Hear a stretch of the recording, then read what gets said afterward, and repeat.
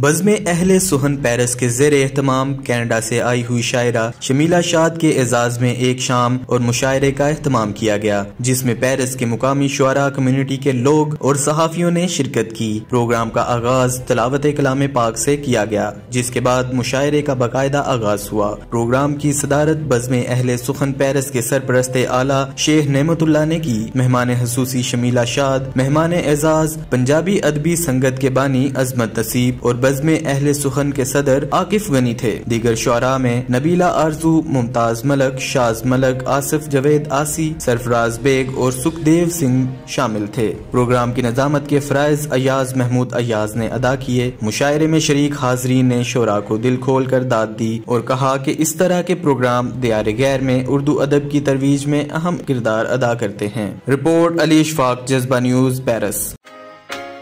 किसी से राब्ते में रहना हो या फिर चाहिए हो मोबाइल इंटरनेट, ताज़ा मोबाइल की लाजवाब रमजान ऑफर से आपको मिले हर चीज सुपर एक्स्ट्रा।